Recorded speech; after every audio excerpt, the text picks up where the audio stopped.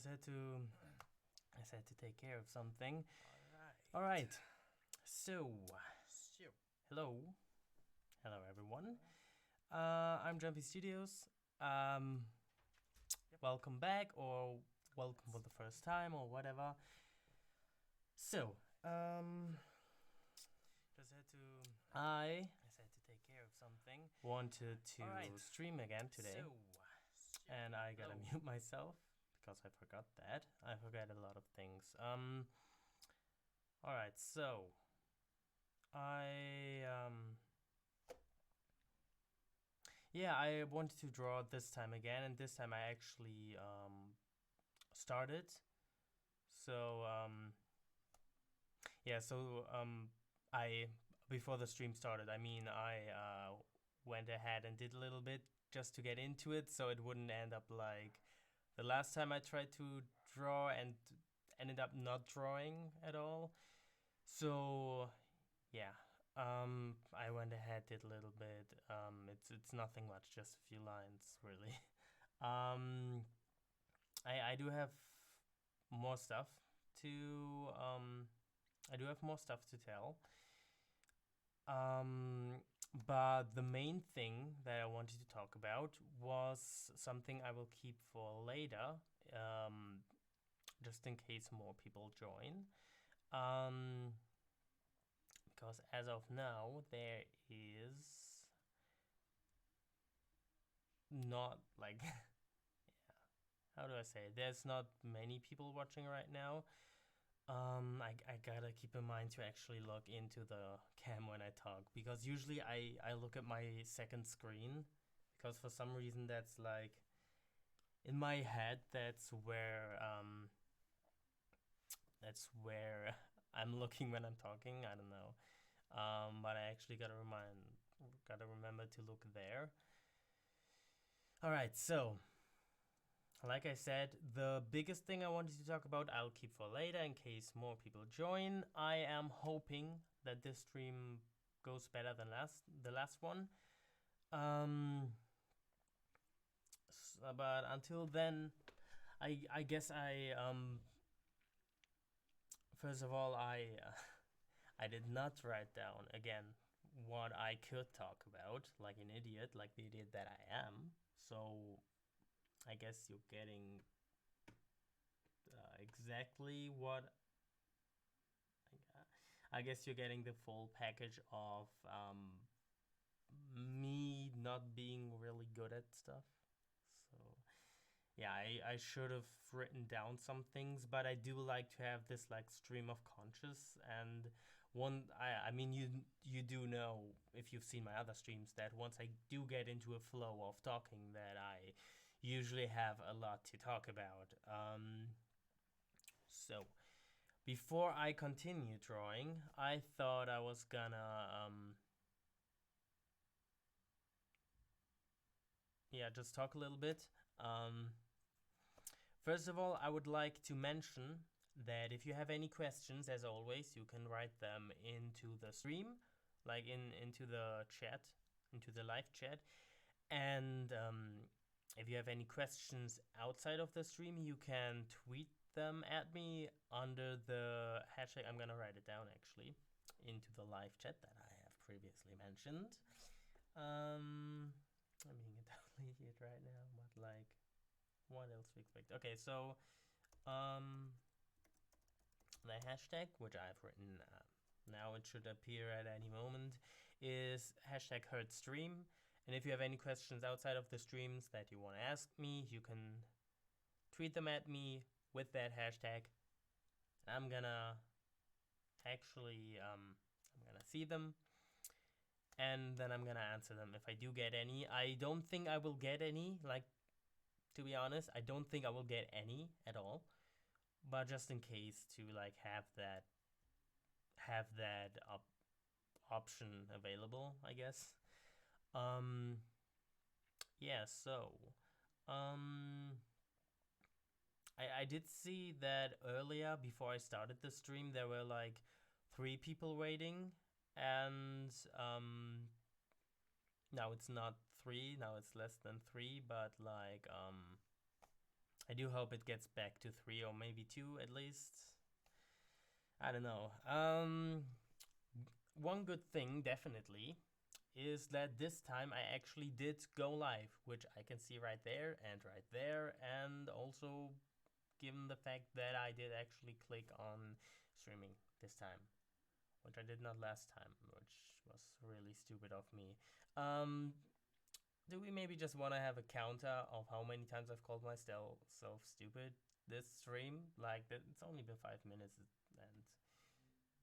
I guess I have a quota of calling myself an idiot once per minute. I don't know. Somebody keep that up, and if I should ever make it big, I guess you could make a compilation of all the millions of times that I've called myself stupid on stream.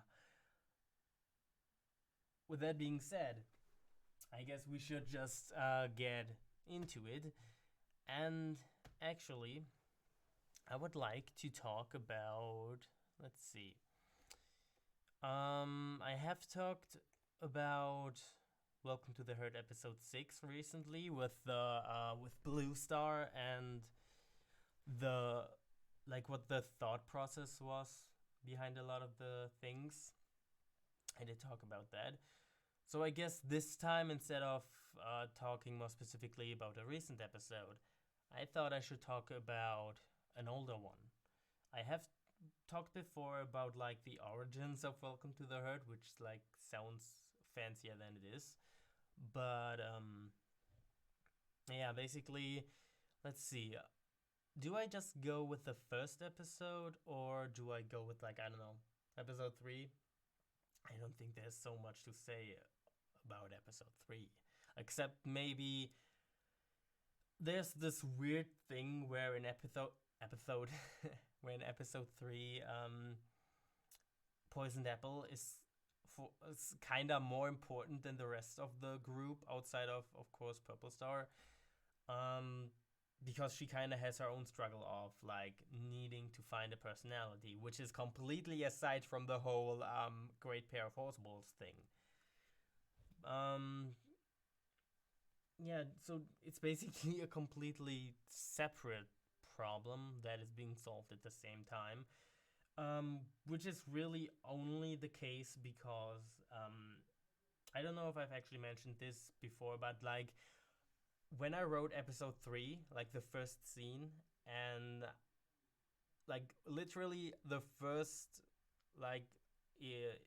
this is how the episode starts. It's Poison Apple is talking about how her personality is really not that much different from her original character, Applejack, and that she feels like she can do a little bit better than that, and is looking for a new personality.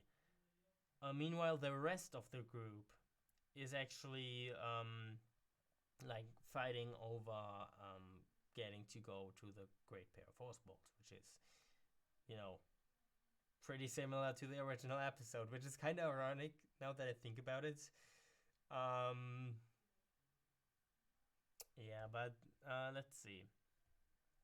So this is, by the way, when she says that in the episode, that is exactly the moment when I realized it myself, and so I wrote it into the episode and made her say what I was thinking at the exact moment I was writing that scene. Yeah. And then I think the writing took me a couple of days, not that long. It was just a little bit of time, I don't know, maybe a few hours at best, but stretched over 2 or 3 days. And I had a lot of time to think about the episode while I was, I guess, in school, probably. And I did think about, okay, what kind of personality do I want to give her, though? Because, okay, I guess the idea was she'd be going through a bunch of personalities until she finds the right one.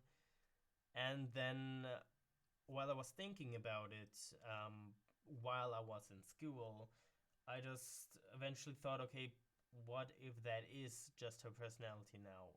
The changing of personalities. And so when I wrote the end of the episode, I made her say exactly that. Her realizing that maybe her personality should be changing personalities. But that was actually not what I was going to talk about. That was just like a little side tangent. So let me just think. Okay, it had something to do with. Oh yeah, so Poison Apple has a completely separate conflict, and that is simply due to the reason that this is something that I noticed exactly at that moment, and I just wrote it into the episode. And back then, I didn't really plan ahead. I just kind of like, I don't know. I just saw where the characters took me, which ended up being very unstructured, and I changed the approach since. But like that was how I did it back then.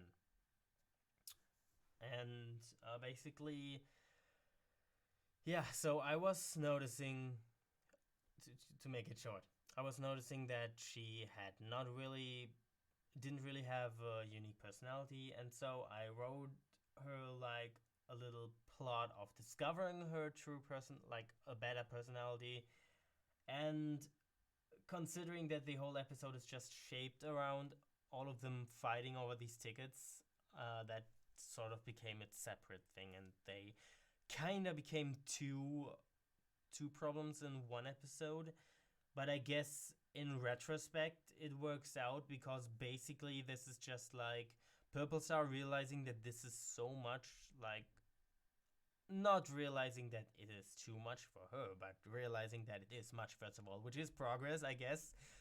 Very slow progress, but we can't really expect much more from Purple Star. She's not ready to give up on her dreams that she had acquired very recently.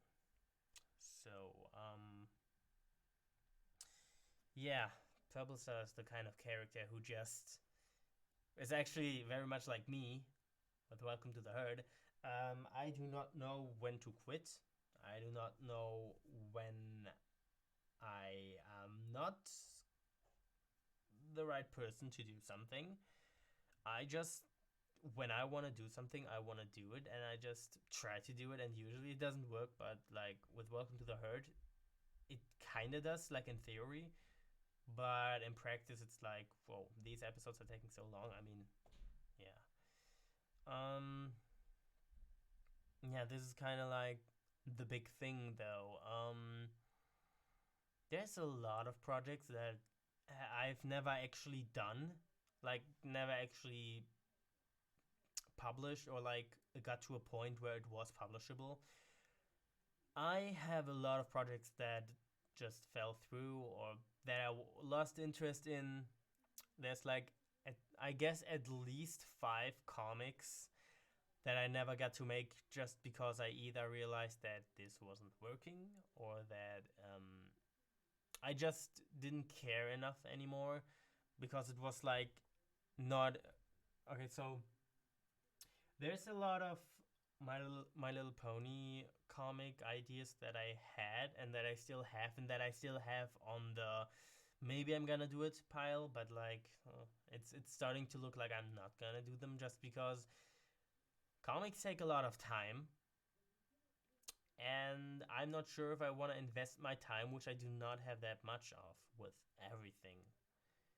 I'm not sure if I want to like add on to the things that I really want to do with projects that I kind of want to do. But like I had 3 major My Little Pony comic ideas, which were supposed to be like 3 acts of the same story, but then I recently separated them into 3 different things because the first act was not working at all. Um, since I'm likely not ever gonna do them, I could probably just like actually talk about these projects, which is not really herd related, but like,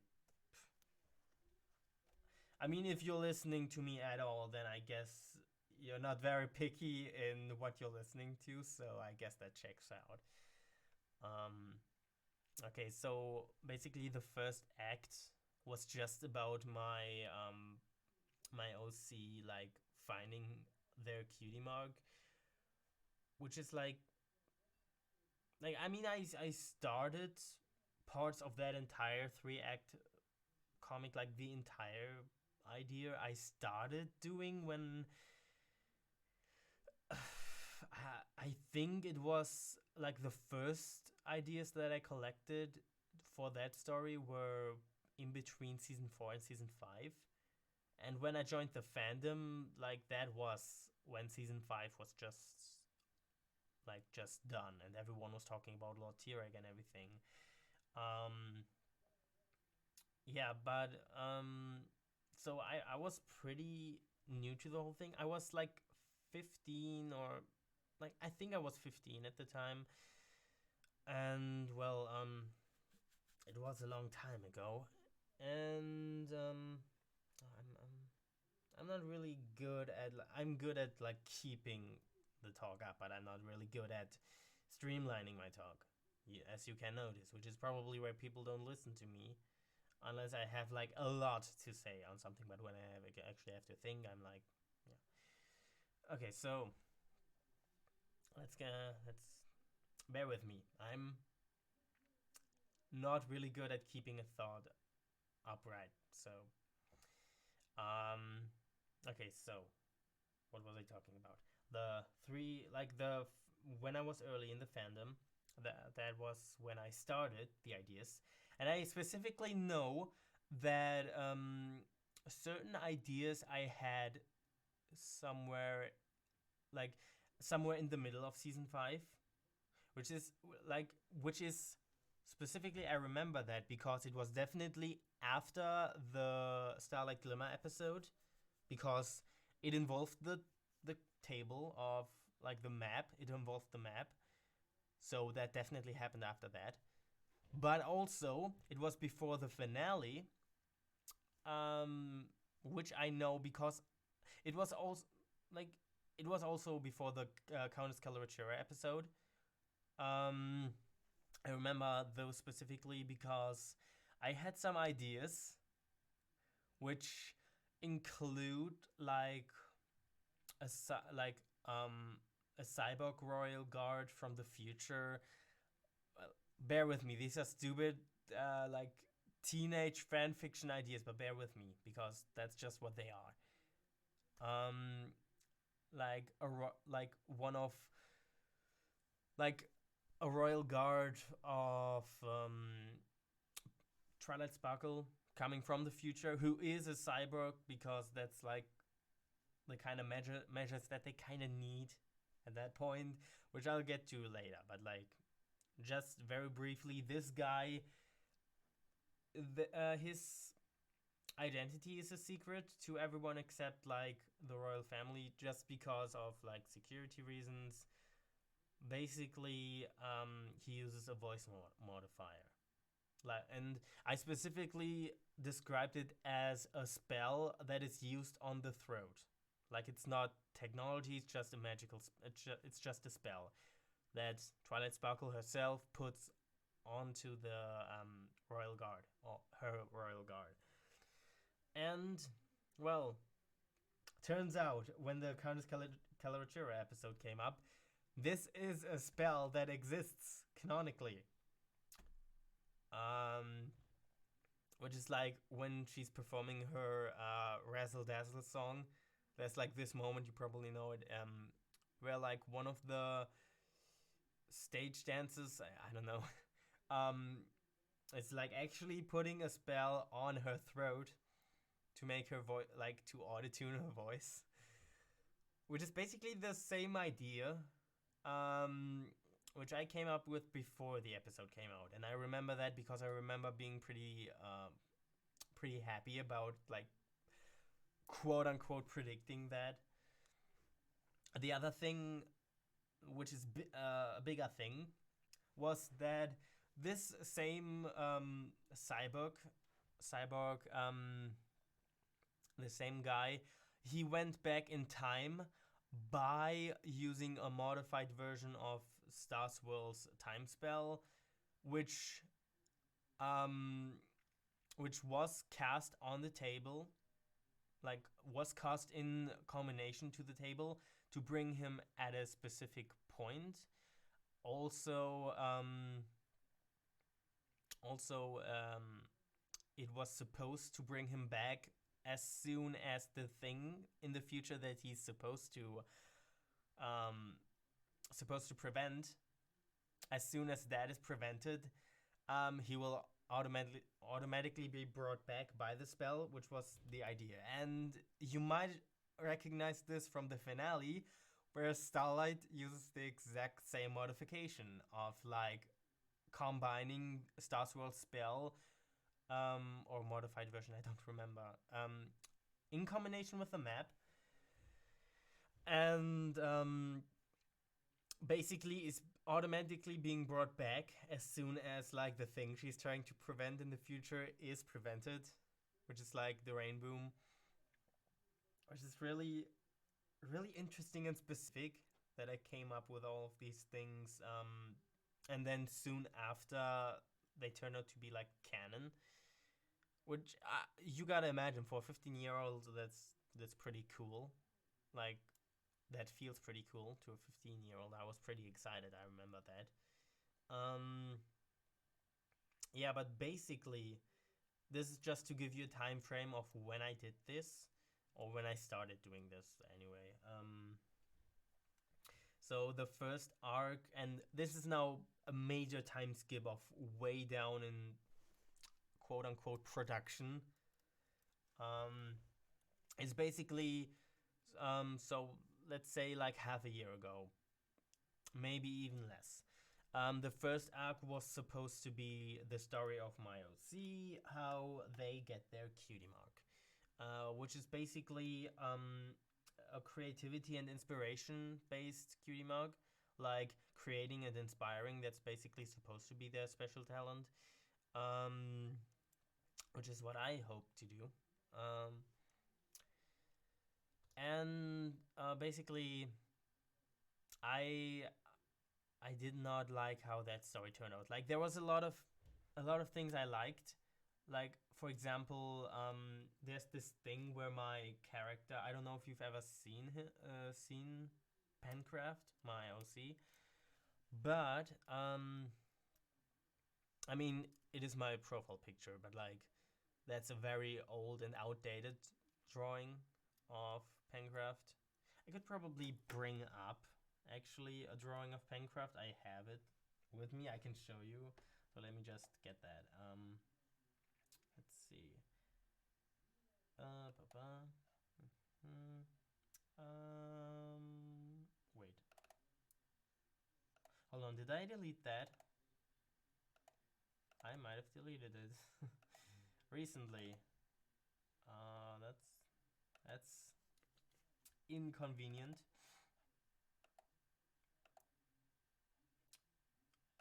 Unless I put it to drawings. No, no. Oh no. I didn't delete it. It's just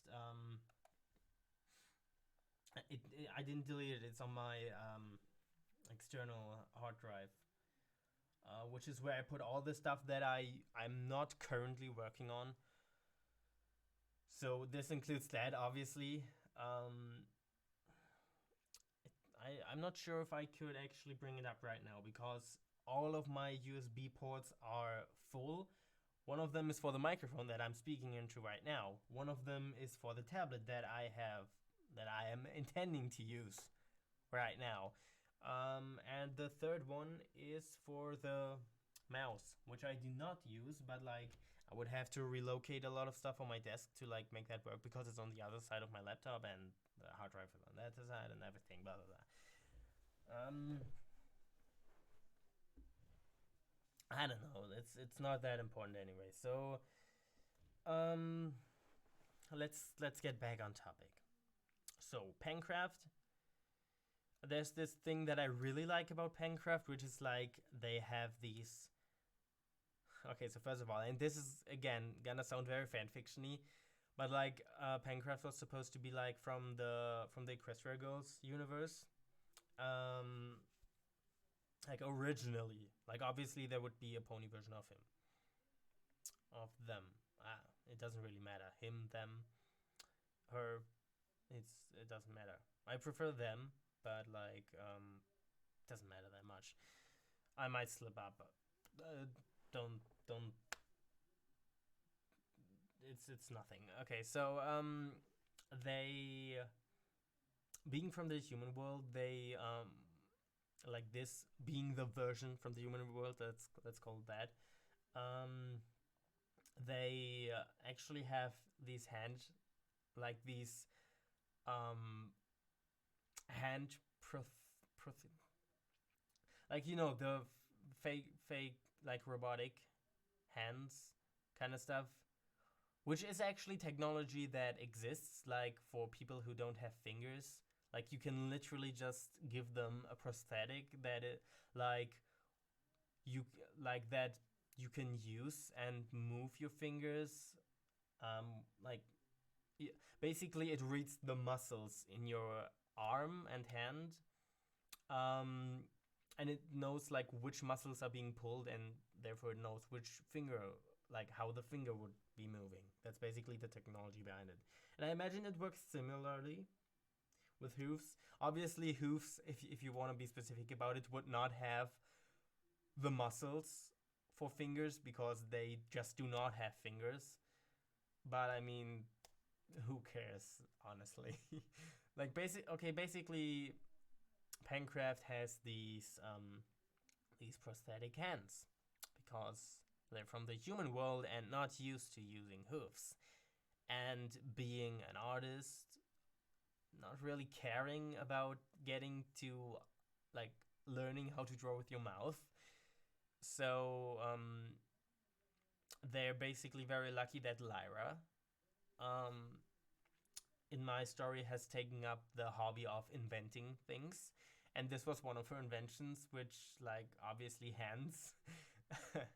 um, yeah, and so basically he's testing them for her, but that's going more into detail than necessary. So I'm just gonna move on and actually say, like, this is this is one element that I liked about the story, but and also like the idea of that to get his cutie mark, and get it soon for stupid reasons that like there had to be a time limit, and the idea I came up with is a bit too complicated and boring. But like basically, they need their cutie mark soon. So with Lara and Bonbon, Bonbon, who does not really trust Pencraft, go all over Equestria because at this moment it just happened to be that the Cutie Mark Crusaders, who could help Pencraft get their Cutie Mark, are all over Equestria, which is like, I actually looked up the map of Equestria, like the official map, and looked, okay, which are the farthest points apart that would make sense for each of them to be in.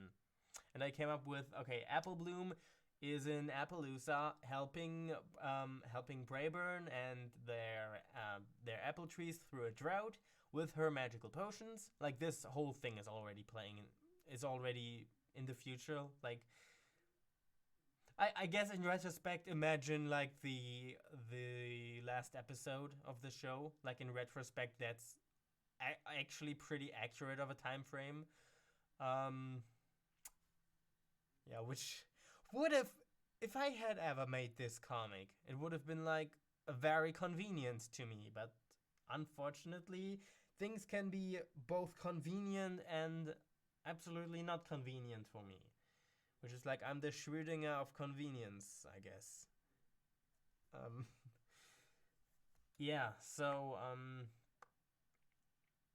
okay, basically Apple Bloom, Appaloosa. And they're all adults, of course, because this is in the future. Scootaloo, who, okay, I'll go with Sweetie Belle because that's where they would have gone second. Sweetie Belle is in Manhattan, performing as a pop star.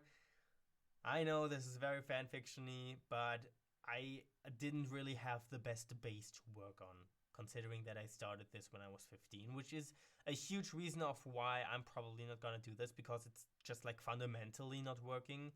So I can't really fix it without completely changing it. So this is why I got demotivated with doing it. But basically, Yeah, so she's giving a pop concert in Manhattan. Um, she's on tour, and right now she's in Manhattan. And Scootaloo would have been in on like climbing Mount Everhoof with Rainbow Dash. Um, yeah, just because she does that for fun. Um,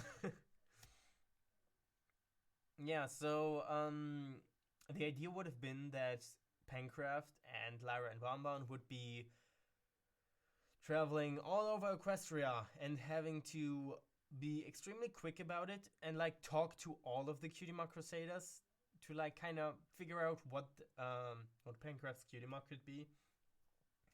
And basically, in the end, it was supposed to be like, oh, none of the CMC can actually help them, but as it turns out, there was something happening on the way to each of them that part like one part after one part okay, on the way to Apple Bloom there's one story happening, and on the way to Sweetie Belle there's another story happening, and on the way to Scootaloo there's another story happening, and all of these three would basically be in like work as examples or like as showcases as to what Pencraft's Cutie Mark would actually be, which is to create and to inspire. But yeah, and so basically the idea would have been that they would have found their Cutie Mark on their own without the CMC.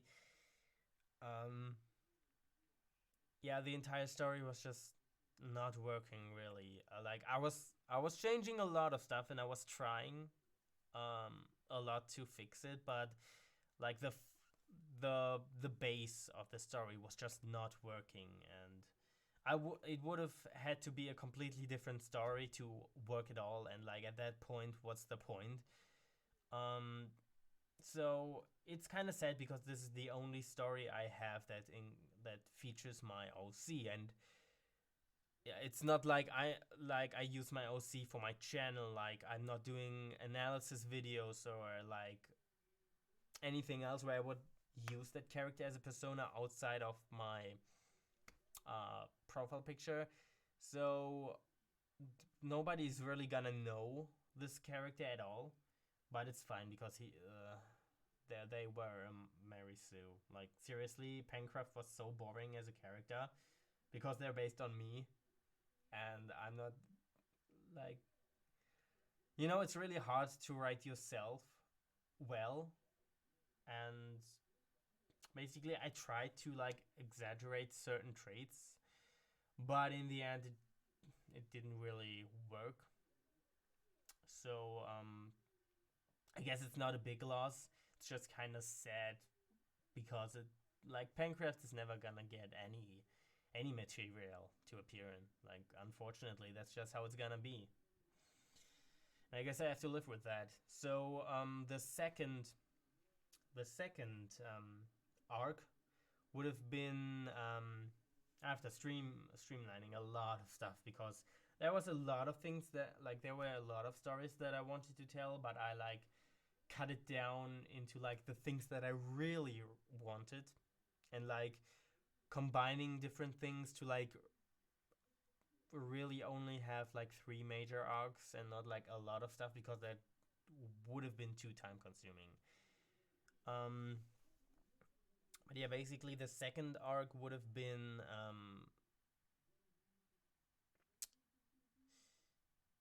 yeah okay, so I gotta say first, the first arc would have ended with somehow, I don't remember how it would have been in the new, like the most recent version, but like this. Okay, so first of all, Pencraft is stuck in Equestria because they actually accidentally destroyed the mirror, and I had no idea how that would reasonably happen. Again, this is all really stupid and really fanfictiony and really fundamentally broken. So please bear with me as I'm telling you the worst story ever.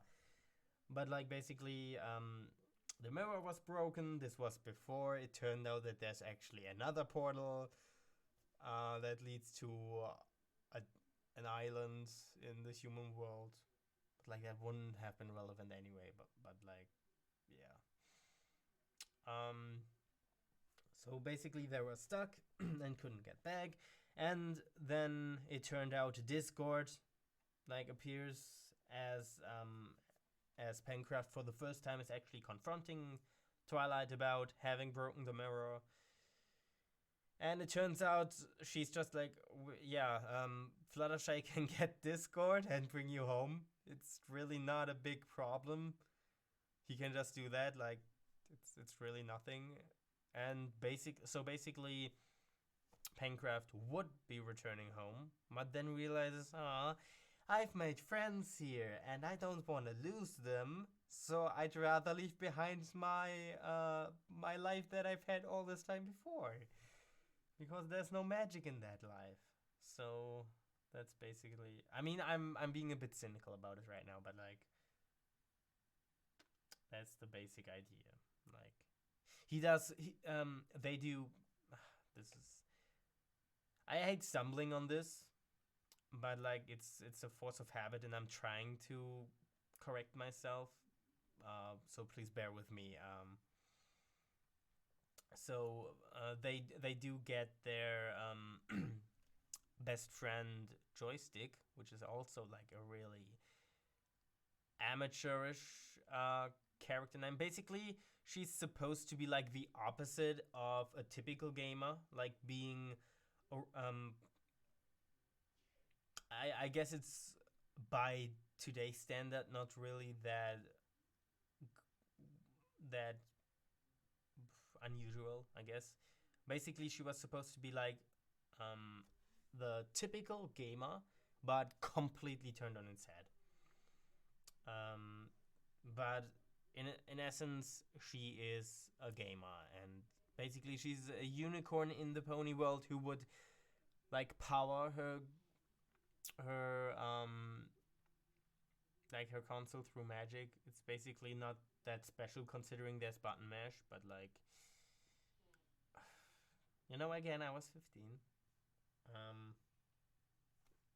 yeah, so Pencraft does bring Joystick over to his world, who they had to leave behind because they only accidentally ended up in Equestria. Their story is really awful, and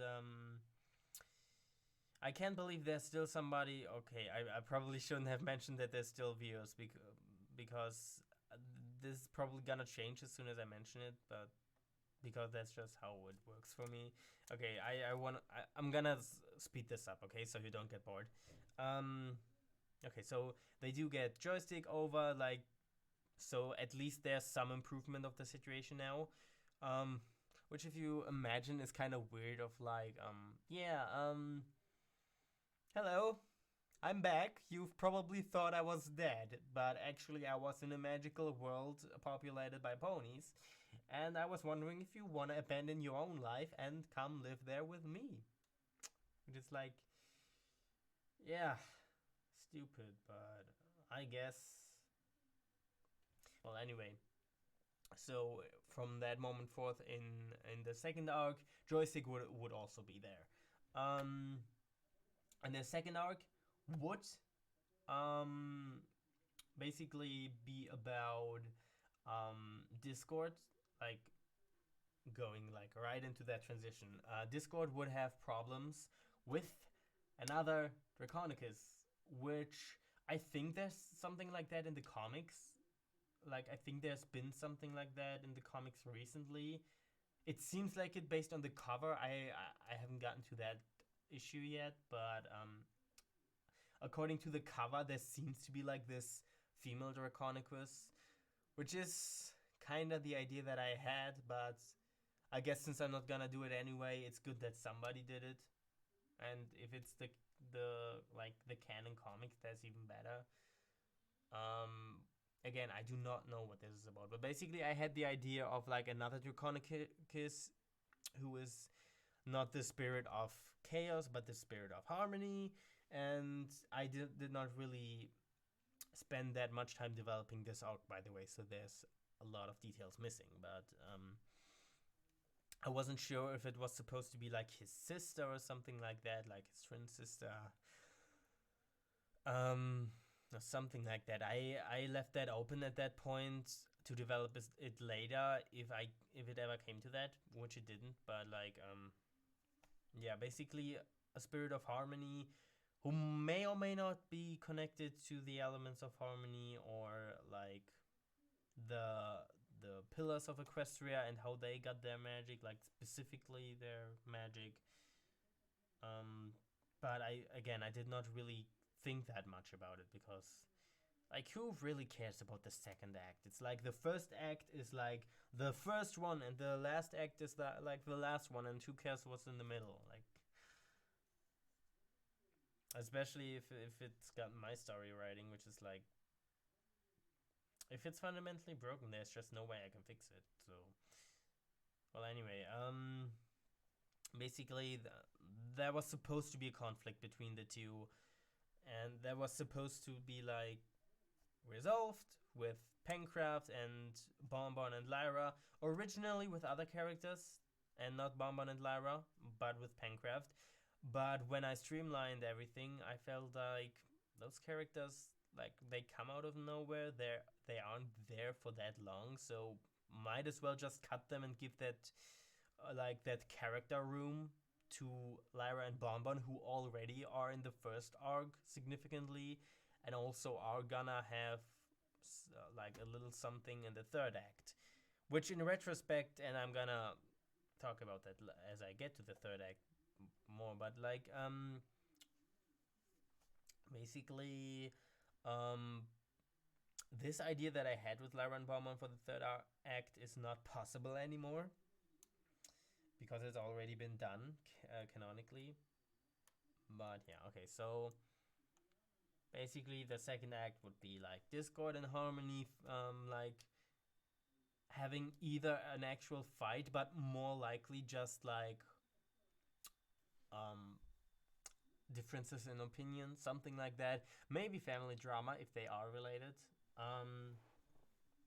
But who's to say? I didn't even know, like, I had no idea of, excuse me, like, I had not thought at all about what the conflict could be and how it could be resolved, and how Pencraft and Lauren Beaumont could resolve it. Like, why them specifically? It's just like fundamentally bad and undeveloped. But yeah, that's why I'm not doing that. The third act is the one that oh, you know what? I forgot something. Yeah, I forgot something, because the second act was supposed to be like uh, two parts. Like, okay, the basically the entirety of it should have been like 18 issues. And the first arc would have been 4 issues of like first the setup, then the getting to Apple Bloom, then the getting to Sweetie Belle, and then the getting to Scootaloo and the resolution. That's basically 4 parts. And I did write the first part. I could technically read the script. I guess it's also on my hard drive, but on my external hard drive. But like maybe in another stream. We'll see about that. If you're interested in that, actually, you should tell me, so I know. And if you're not interested in that, let me also know, just so that I know where you stand. Yeah. So the second arc would have been, I think, 1 or 2 issues with that Discord thing, Discord and Harmony. But let's see. There was also like, as the second story of the second act, there was the. Oh, I did actually not.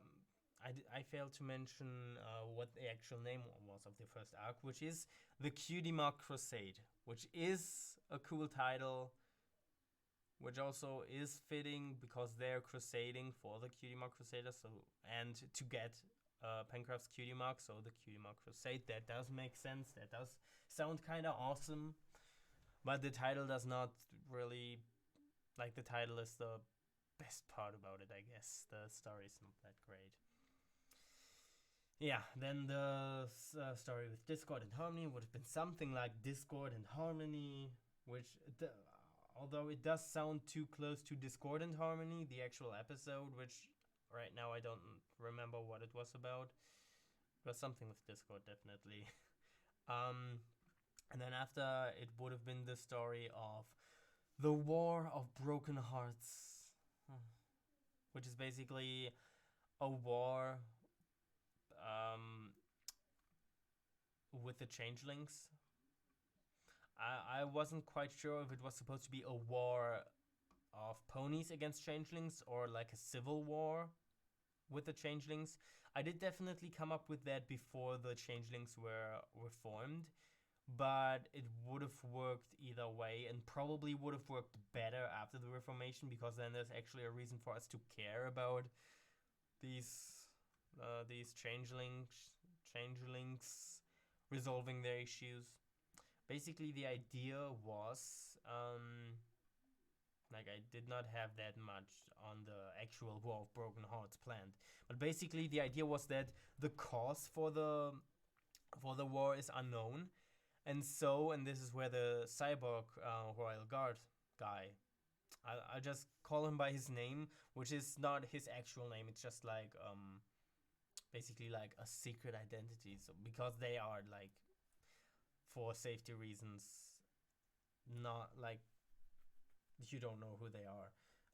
Which that character's name was, I think, Hornblast.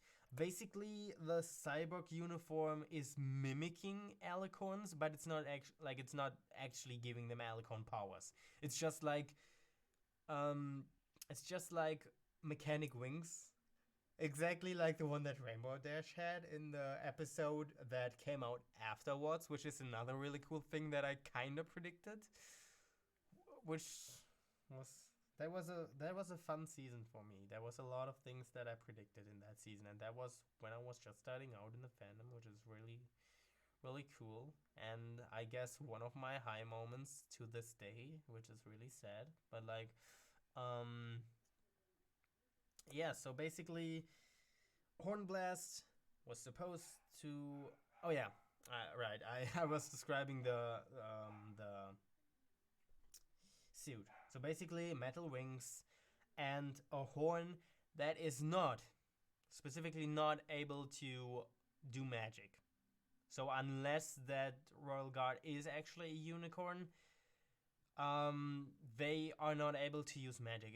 It's just like a laser gun, basically. It does some basic stuff, but it cannot like there would be ones that could have magnetic poles, or they could magnetically pull or push things, or like actual laser beams, or stunning beams, or that kind of stuff, like simple stuff. But they couldn't use actual magic, which is, yeah, better, because that would be overpowered, and also like another case of bad writing. Like, it would be totally overpowered. But yeah, so the idea was to mimic alicorns, but of course they wouldn't be able to give them actual alicorn power, and of course this would be unreasonable anyway, because like that, I mean, in both in universe and from a writer's perspective, that would have been an awful decision. So it's really just wings and laser beams, pew pew. Used to fight dragons and fly with my horse wings. I used to shoot lasers from my face. Um,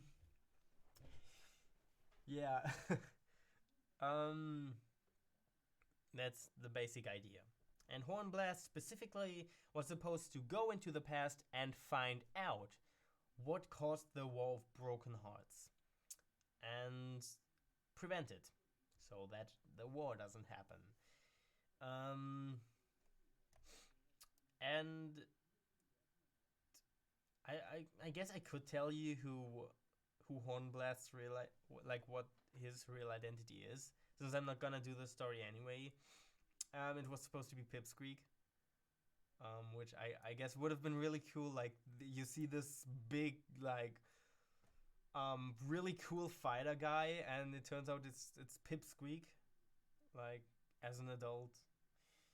It would have been cool, but there's so many problems with these stories that there is no way that I would attempt to make them, considering how little time I have for other projects that I really, really do want to do. Like, more than this that I kind of want to do. Like, you gotta pick your battles when it comes to creative stuff. And Welcome to the Herd definitely is something that I want to do a lot more than this comic. And then I also have other comic projects that are priorities, one of which I am actually writing a script for right now. But I'm not gonna really talk about that because that's something that I actually want to publish at some point.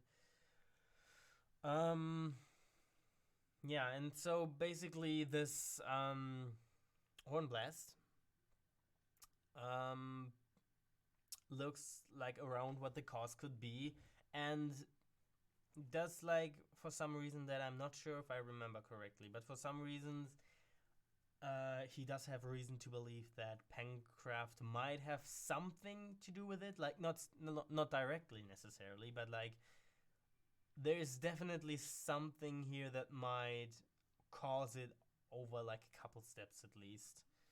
And so they basically follow them around and they're trying to prevent whatever's happening. And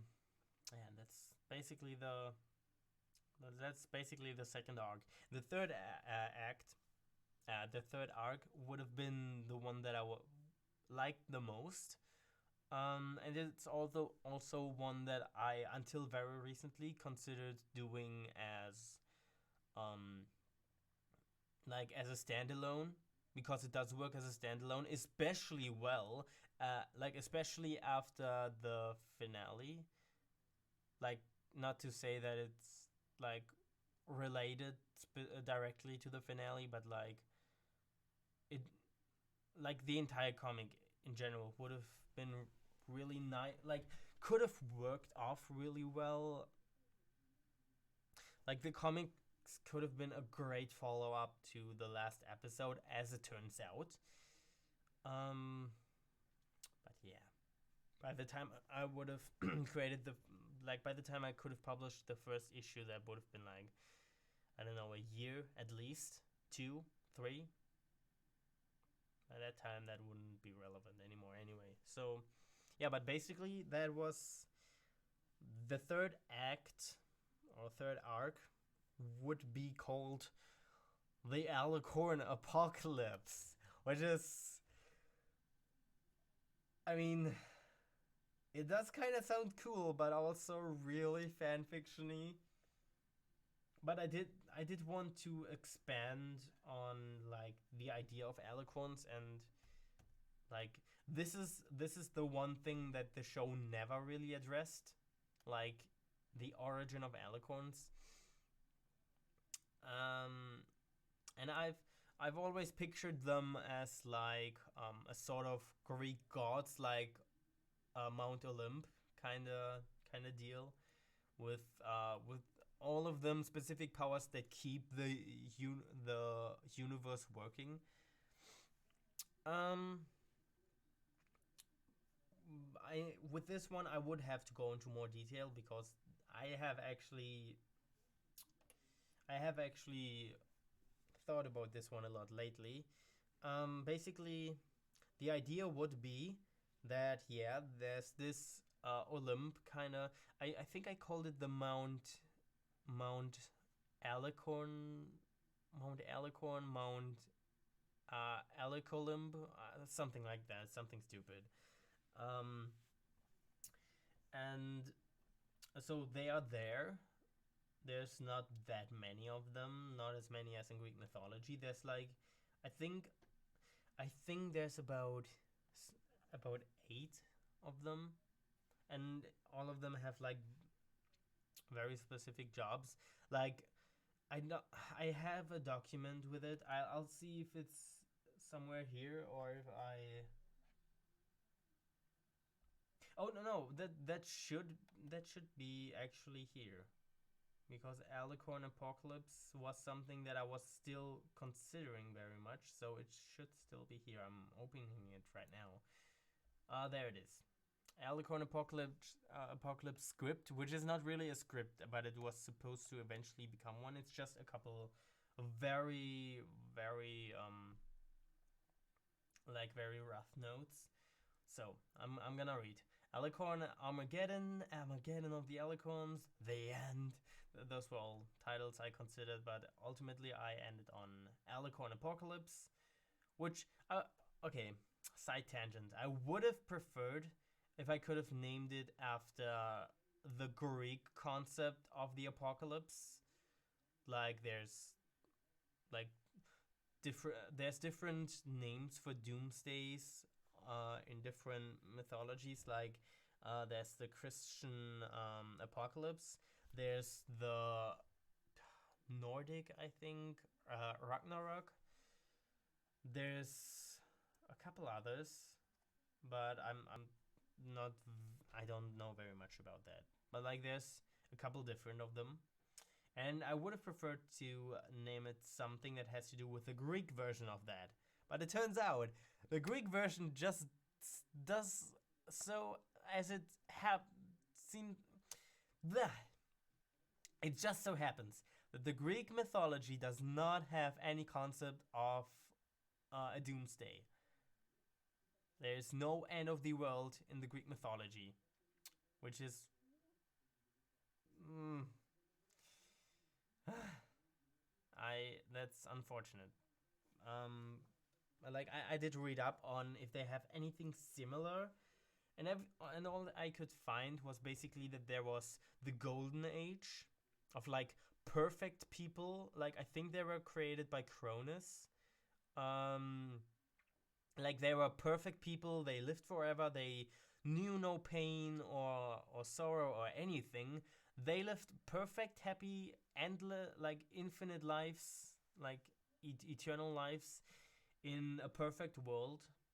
And when Cronus or whoever created them turned evil, they were destroyed by, I think, Zeus. And then came the Silver Age. And I'm talking from memory right now, so yeah, the Silver Age, they were less good. I think they had to work to stay alive, like work, get food, and all that stuff. And they did die, but they did still live pretty long, I think. And there was the Bronze Age, which was, yeah, again slightly worse. And like, the Silver Age was eventually destroyed. Oh, hey man. Um, thanks for being here, Nick Ger. I'm not sure. I'm sorry if I'm pronouncing that wrong, but like, thanks for being here. I really appreciate that. Um, yeah. So I was I was talking about a comic idea that I would have told, but probably I'm not gonna. Um, okay, yeah. So after the Silver Age in the Greek mythology, like, they were, I think, drowned in a flood because, like, I think Zeus got bored of them or something like that. Then there was the Bronze Age, which again, they were slightly worse than the humans, like human people before. Um, no, I did not. Like, maybe I said something that sounded like that, but I'm pretty sure I didn't. Like, I would have known if I had said that. Like, I have never said that word. Anyway, so um okay, so the Bronze Age then also got destroyed by Zeus. Like, that guy is basically me with my projects, I guess. Then came the Heroic Age, which yeah, explains itself. That was the age that a lot of the hero stories of Greek mythology took place in. And after that came the Iron Age, which is, that's really interesting if you think about it. in terms of Greek mythology, canonically, the worst age of all, like the humans that like the so-called Iron people, like from the Iron Age, are canonically the worst kind of people to have ever existed. And this is also our current era, which I like that I like that um that line of thinking of like, yeah, we're absolutely the worst version of ourselves to ever exist. Um I really like that actually. That's me. um yeah, so that's basically the ages: the Golden Age, the Silver Age, the Bronze Age, the Heroic Age, and the Iron Age. 5 ages. And I have written down that I would have if I would have used some sort of parallel to those ages in my story, I would have imagined that but obviously not as like not with the same descriptions of Golden Age were the best and Silver Age were the slightly less awesome. Um, yeah, but hold on, I gotta read this. Okay, do you reckon Spider-Man could beat Zeus? Mm, I'm not too familiar with the comic book versions of Spider-Man. I only know the movies for the most part. But based on those, I guess Zeus would definitely win because I mean Zeus is a god and a pretty powerful one at that. Um, and Spider-Man, after all, is just a kid with a mask. So yeah, no, I don't think he could beat Zeus. Like definitely not on his own. Um, Bro, if you're talking about the worst person who ever existed, you should meet my nan. Yeah, yeah. Uh, basically, basically all of the people who live in the current era are supposed to be the worst people to have ever existed. Of course, there's variety, but like, yeah. What about Thor? Yeah, I was thinking about that as I was considering my answer for the Spider-Man vs. Zeus thing. Thor, I don't know, to be honest. They do both exist in the MCU, so that's easier to compare because they both exist within the same context of a world. Um, but I mean, okay, so again, Spider Man is just a kid in a mask, and Thor, like, he's again actually a god who has like very strong skin, like canonically. Within the MCU, his skin is like almost impenetrable, or almost like I'm not sure if I understood correctly what how they explained it in Infinity War, but basically, I mean, look at Thor like taking the full power of a star, and meanwhile, Spider-Man could barely take the full power of a Stark. So, yeah, I I don't think like if the question was if Peter Parker could lift Thor's hammer, I guess that would be up to debate because I'm not sure if he would qualify as being worthy. Maybe. I don't know. Is there anything new? Nope. Okay. Oh, there it is. Mount Olympus. Which is, yeah, awesome. That. Why did I say awesome? I meant awful. Yeah. Mount Olympus. I mean, it's not that bad, but like, it's not. It doesn't sound that great. Yeah. Okay, BRB. Yeah. Yeah. So, if I would have like the idea of 5 ages, not like the same like the same definition of the ages, but like the mere idea of 5 different ages within Equestria, then I would have called it like the era of monsters, which is when Grogar was ruling. Then the era of the pillars, which is when the pillars of Equestria were like basically after Grogar, and when like up to the point where the pillars were like fighting in Equestria, and then when they disappeared. Then the era of the two sisters was after the pillars, would be after the pillars, when Celestia and Luna would be like ruling over Equestria.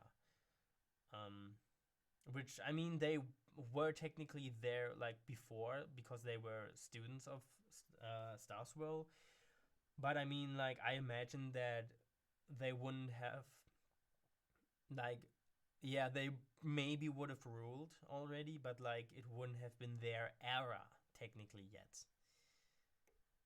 Then the heroic age, of course, would be the era of friendship, which is the like basically the time that the show takes place in, that time frame. And then the Iron Age, which I'm not making a statement of the quality of that age, but like it would be the era of harmony, which is everything after the main six, which I you could say is like the era of the student six, but I guess it's more like even after them. I guess it's after the reign of Twilight Sparkle, either that or which I guess I was thinking more about since it makes more sense in context of the story. Basically, like after everything that the show takes place in, except for the last episode, which obviously is a major time skip. I guess that episode would already be in the era of harmony, where the kingdoms are like most of them are being united, and the ones that aren't yet are about to be united. Like for example, there was this one line that I'm really grateful for in the last episode where Spike is like talking about like a conversation or something like of that, like a dispute or like an alignment, I don't know, something like that, regarding the Diamond Dogs. And I love that they brought the Diamond Dogs up again because they only appeared in one episode. And it bothers me when characters or like entire concepts are only around for one episode and then completely dropped, especially if it is early in a show. I would have preferred if we had gotten like one more episode with the Diamond Dogs, but considering how full, like how many things they wanted to wrap up and how many things they did wrap up, even things that you wouldn't think of first, necessarily, giving like giving Angel Bunny a completed arc with the episode where he swaps bodies with Fluttershy. I do consider that as like the episode that completes his arc of being like a jerk. Which a lot of people complain about Angel Bunny, which I was never one of these people, but like I like that they tried to make him learn his lesson and be more thoughtful of others and their situations. Yeah, I definitely think that was worth it. Also, it was just a fun episode. Um, yeah, but anyway, I considering how much they had to wrap up and how much they did wrap up, I think it's fine that there wasn't a second Diamond Dog episode, but I'm really grateful that they at least mentioned them. Like they acknowledge that they exist and they say like, okay, we're working on making peace with them and like having an alliance with them, which is great, which is exactly in the spirit of the entire thing. That's great. How did I get to that? How did I get to talking about Diamond Dogs?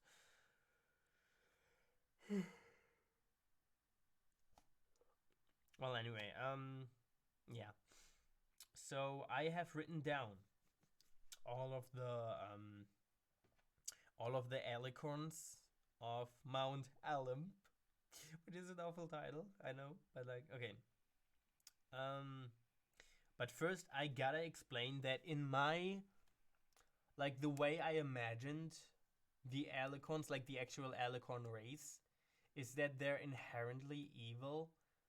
Like, not like world destroyingly actively evil, like, for example, Discord, but like, I guess compared to like how a lot of the Greek gods are jerks or cheating on their wives or like whatever. Like the Greek gods are just jerks.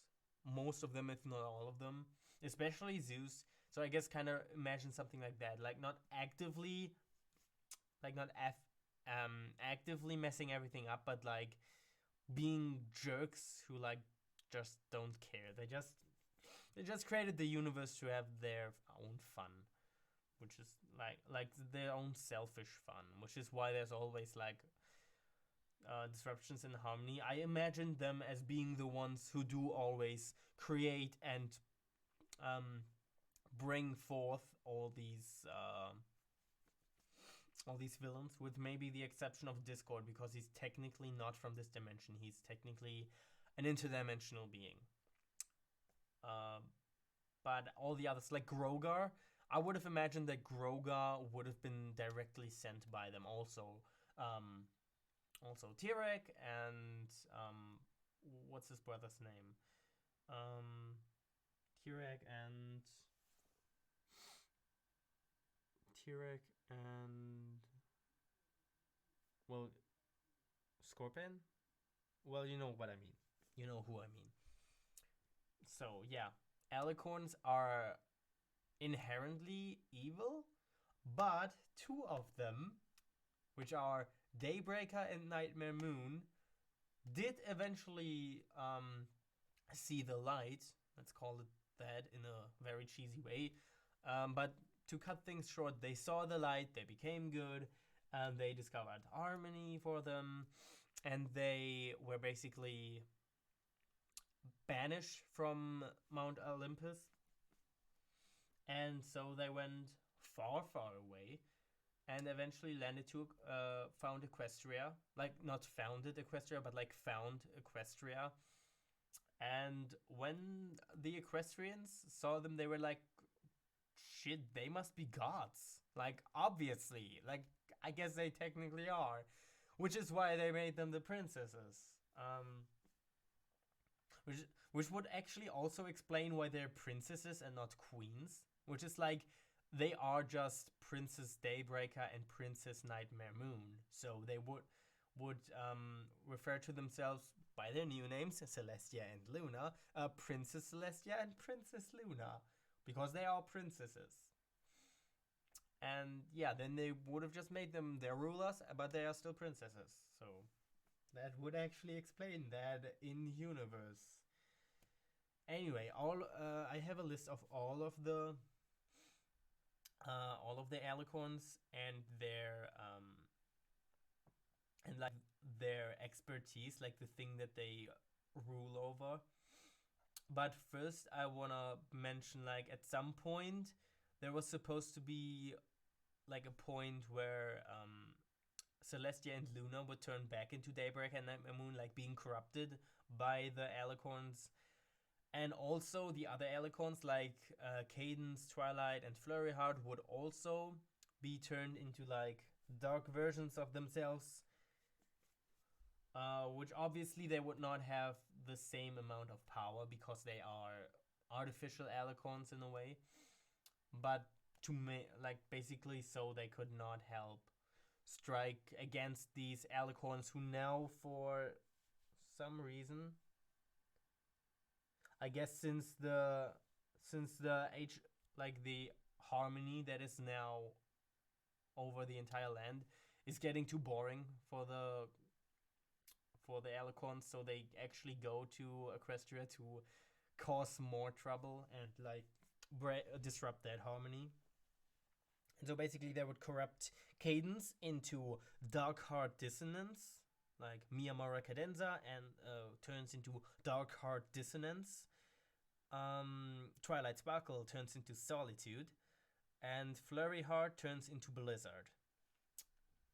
And yeah, basically, the Princess of Love turns into the Princess of Hatred. The Princess of Friendship turns into the Princess of, like, basically friendship in a way, in the same way of teamwork. Like, then again, but then she turns into Solitude, which is kind of the opposite of being a team player, like being alone, being a lone wolf. Um, yeah, and then Flurry Heart, just Blizzard. Yeah, that's pretty straightforward. It's just a problem. Blizzard. Okay, so the Alicorns, which is the moment you've probably been waiting for. Oh, I got a like. That's cool. Thank you. So the moment you've all been waiting for. Drum roll. The Alicorns are Cosmos, King of the Universe; Magica, Queen of Magic; Koros, Prince of Space; Krona, Princess of Time; Tartarus, Prince of Tartarus, basically like a Hades kind of deal.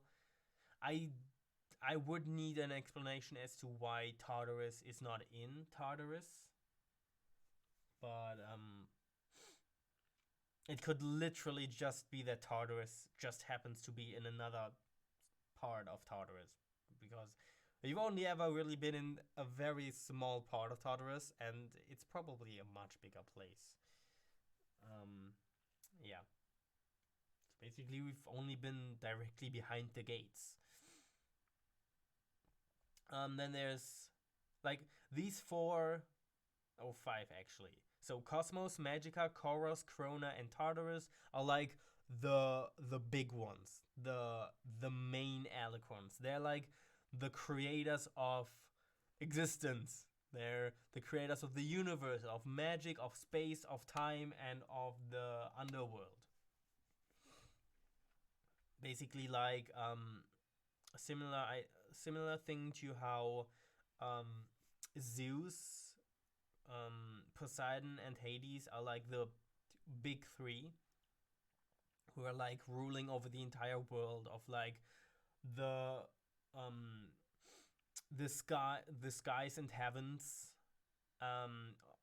for Zeus, the oceans and the actually also ground of Poseidon, because he does have like earthquake powers, I think. And the underworld, which are like the three stages: the heavens, the earth, and the underworld, which is Hades' place. This is kind of the same thing, like universe, magic, space, time, Tartarus. Yeah, and then there's the next four, which are elemental, which is pretty straightforward: Inferno, Prince of Fire; Flood, Princess of Water; Quake, Prince of Earth; and Storm, Princess of Air. You see that these are all very negative names.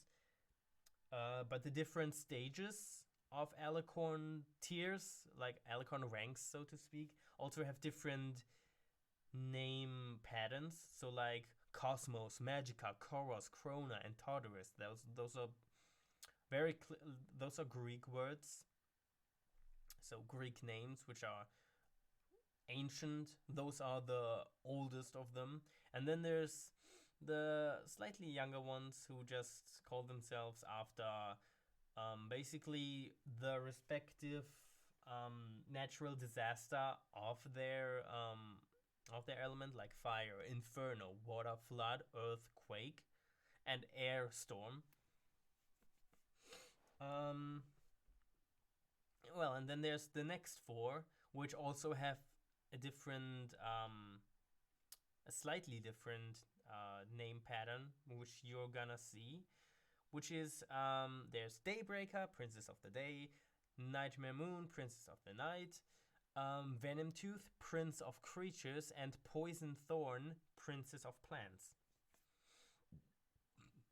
Which is like there's day and night, and creatures and plants, which is like, you see how these are correlating? Like basically sun and moon and the different kinds of life. And then, yeah, there's the artificial, the least powerful ones, which are Darkheart Dissonance, Princess of Hatred, Solitude, Princess of Disharmony, and Blizzard, Princess of Ice, which is the one element that technically does not exist.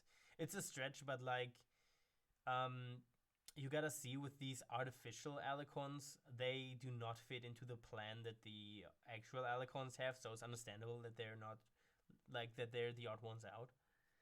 Especially Flurry Heart, who was not created with a specific intent.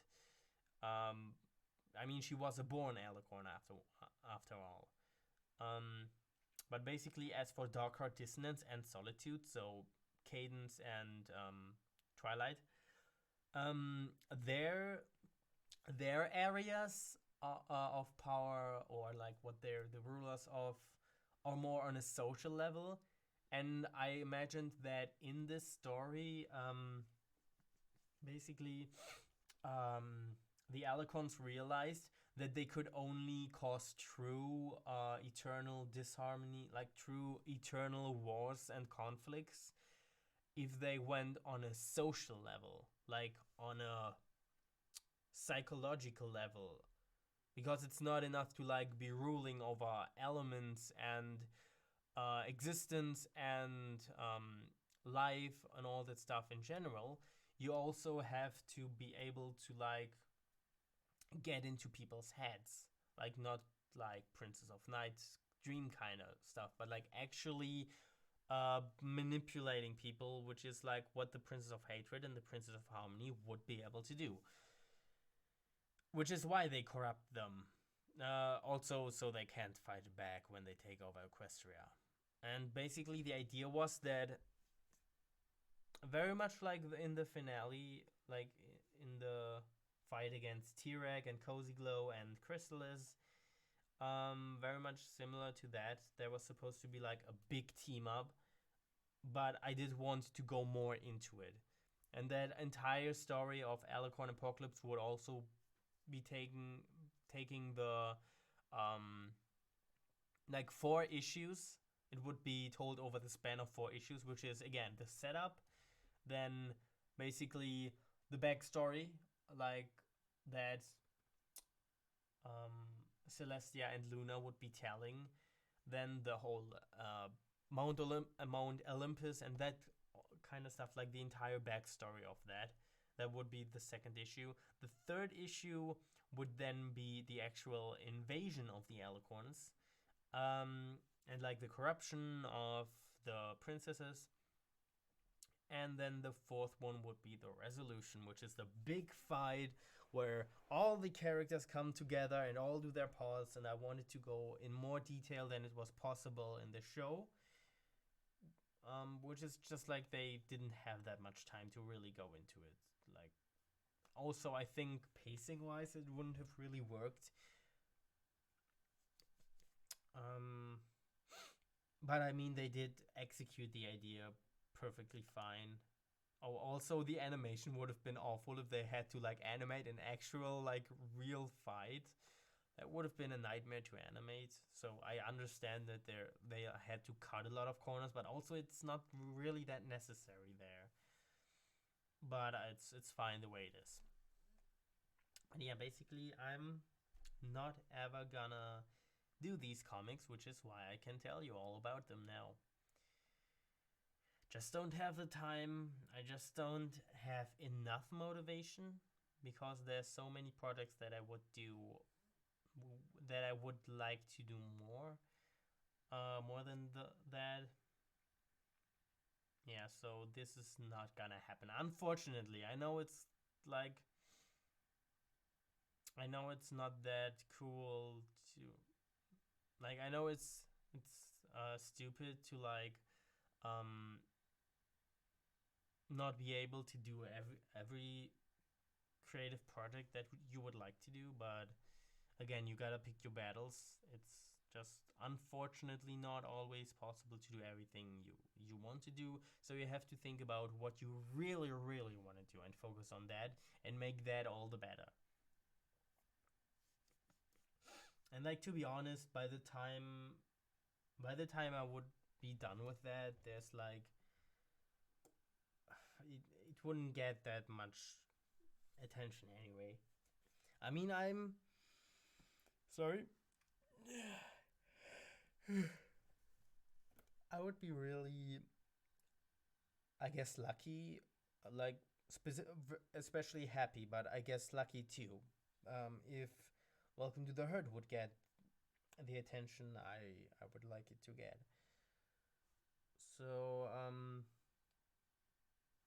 yeah, I see myself moaning right there. Wait, not moaning, yawning. Damn it. Um, yeah. I would like Welcome to the Herd to be better known, but unfortunately, I guess it's. I mean, I am doing some stuff behind the scenes right now that hopefully will lead to Welcome to the Herd being more known, but it's sort of a lucky, like, I'd have to be lucky for that to work. Let me just check something real quick. This has to do with the stream, so I hope you can excuse this. Um, oh my god, I have a lot of notifications to swipe away. Swipe, I know swiping. Oh, okay. I hope you can excuse that. Please bear with me. Please stand by. This is not gonna take long, I promise.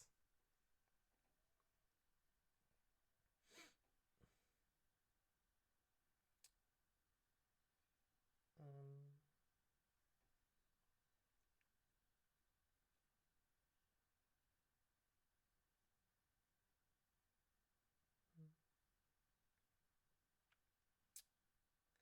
this shirt used to look a lot nicer this morning. You might not even be able to see it, but like there's a couple stains in there from work. Um, I guess it might wash out, but this shirt looked a lot nicer this morning. And don't you dare to get any wrong ideas as to what these white stains are. They are not what you think they are. Yeah, they're really not. Okay. I'll I'll I'll do this really quick. I'd hate to like have you watch me be on the phone for like a couple minutes. Pa pa pa pa pa pa. Okay, pa pa pa pa pa pa pa pa pa pa pa. Okay, that's it. But I do have to retweet my like the tweet of me saying that I'm streaming. This will be really quick. It's gotta be one of the last things I tweeted. So hold on. Did I not share the? Did I not share on Twitter that I'm streaming?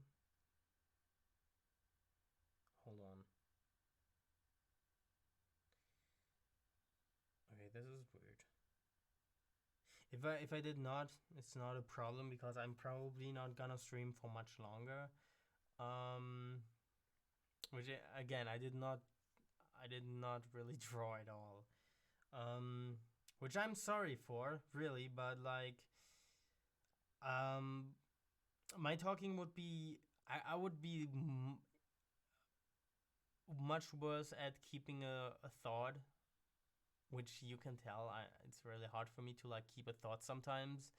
Um, if I was drawing at the same time, so I'm sorry you have to look at the same drawing the whole time, which I'm probably gonna alter in the final version. But like, I'm sorry. This is just I guess it's ultimately better if you at least have me talk some sense instead of me like mumbling like no, what was I talking about anyway? Yeah, but I really gotta see. I not share this on Twitter. I did share it on Discord, but I might have forgotten to share it on Twitter, which is kind of bad because most people probably would have known about it through Twitter. I guess I did not share it. I mean, I did write like, "Hey, I'm tweeting and tweeting. I am like um streaming in like this and this time," but I guess I'm just gonna quickly say that I'm streaming.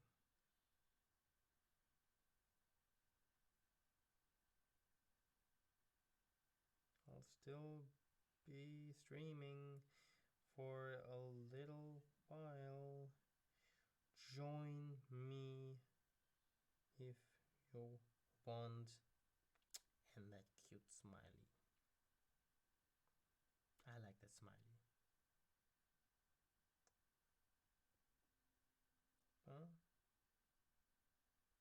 Okay, that's it. And there's still the same amount of viewers. Yay! That's great. Yeah. So I did talk about pretty much everything concerning these comics. There's a lot of other projects that I never really did. Like for example, I remember in my very early days of wanting to make content, like not the earliest, but like very early, I wanted to make like a Crash and Spyro crossover cartoon, which is so ambitious, and no wonder that never happened. But like, I wanted to do it, not necessarily on my own, like no, but I did want to do it. I wrote the first episode. I maybe it was a two-part, I think. I wrote a lot of stuff, but by that stuff is lost by now. Anyways, I have somewhere um an actual folder with the script printed out. But I don't have it digitally anymore because I lost everything that I had at that point of my, I guess, YouTube career, quote unquote. I lost everything from that era of my quote unquote career to a virus that pretty much I don't know how you would say it in fancy tech language, but like it's encrypted, I guess, all of my documents and everything like that. So all the writings, all the, I guess, art too. I don't remember, but like, no, I don't think art was. But there was definitely stuff that I could never get back, just because like it was still there, but I couldn't open it because it was encoded by that virus. Yeah, that's just unfortunate, but not the biggest loss because I wouldn't have made that cartoon anyway. But on a positive note, if I hadn't had that idea, you wouldn't have gotten the general weirdness that you know and possibly love today. Because in that very cartoon, there was a character who was inspired by Discord, who was supposed to have a certain kind of voice that was like the lines being played forward and backward at the same time. And me just going with the first Welcome to the H.E.R.D episode, being like, okay, I wonder what that would sound like. And just taking a line of Pinkie Pie, like general weirdness, and just applying that effect. But like I really liked that, but then I changed it a little bit, like that it's not the forwards and backwards at the same time, but that it's actually what it is, what the effect is today. And I was like, oh, that sounds really cool. I should, you know what? I should use that as the actual voice for this character. And then when I rewrote the episode, because I think this was before the rewrite, I leaned very much into that too. Because same as with Poisoned Apple, general weirdness used to not be much different from our original character. But I did change that at the very least during the rewrite. I don't really remember anything from what the episode was like before the rewrite. I just know it was much worse, and the a lot of the later scenes, um, like starting with the Rainbow Dash introduction scene, like the Rainbow S introduction scene, and like everything that like the entire scene that happens like during the actual Summer Sun celebration where they're like in the city hall, those scenes stayed exactly the same. Because for the Rainbow S scene, I was so proud of that I decided to not change it. And after that scene, I also did less and less changes. And then when it came to the city hall scene, like the last part of the episode, was like, you know what, this is still good enough that I don't really need to change it, and so I didn't. And yeah,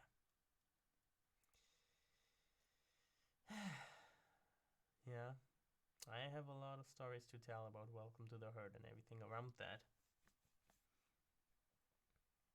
My first YouTube videos were German dubs, which I did on an entirely different channel. Um, that channel, I don't really use it anymore because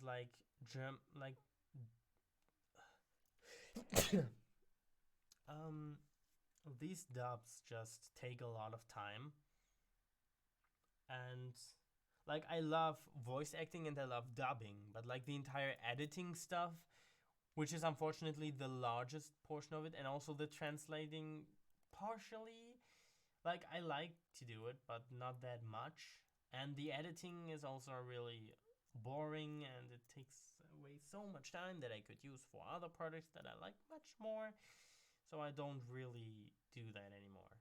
I would love to be a professional voice actor someday, and I would of course do that in German since I am in Germany. But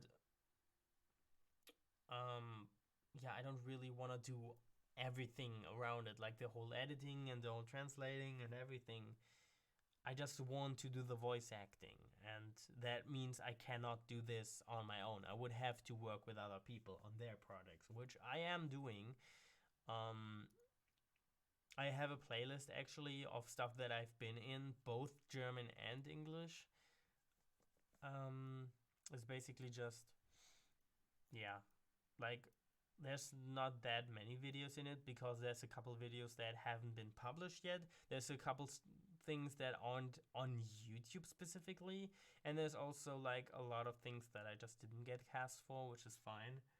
Um, yeah, but I guess this is as good a point as any to end the stream. So thank you for joining me. I really enjoyed talking, and I'm really happy that people watched or listened. Um, and I hope you'll be here next week when I stream again. And also, again, if you have any questions for me that you want to ask me, you can either ask them during the stream in the live chat, or you can ask them under the hashtag, and I don't need to rewrite it because you can still see it. But like under the hashtag H.E.R.D stream, um, you can also ask me questions outside of streams that I will answer in the next stream. And I think I actually did not look up if anyone has asked me anything specifically for this stream. But I am gonna do that next time. And you know, there's probably not gonna be any questions anyway. So, yeah. And I did have a lot to talk about regardless, so that's fine. For this stream. Um, Also, if you want to support me and or my projects on Patreon, Um, yeah, that's it. If you want to support me and all my projects, I have a Patreon that you can support, and that would mean a lot to me too.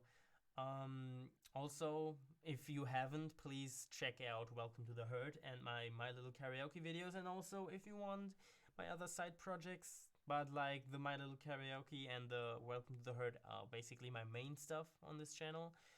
Um, so yeah, please consider checking those out. Um, and follow me on Twitter at Jumpy Studios. So yeah, with that all said, thank you for joining, and I hope you'll be here next week. And um, yeah, thanks for everything. I'm not good at like this sort of thing. I'm not very good at it. Thank you. Bye.